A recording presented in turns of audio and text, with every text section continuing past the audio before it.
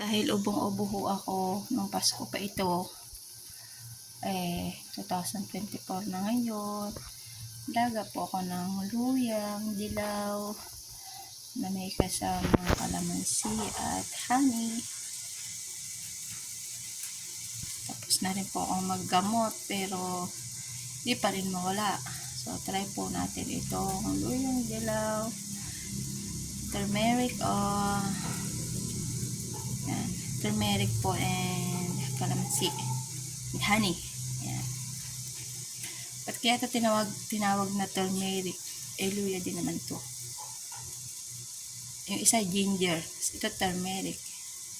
Bakit hindi yellow ginger na lang itawag dito? Wala lang po. Cherries lang po, cherries.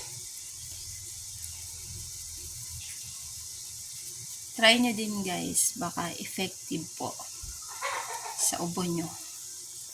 Yun lang guys. Thank you for watching.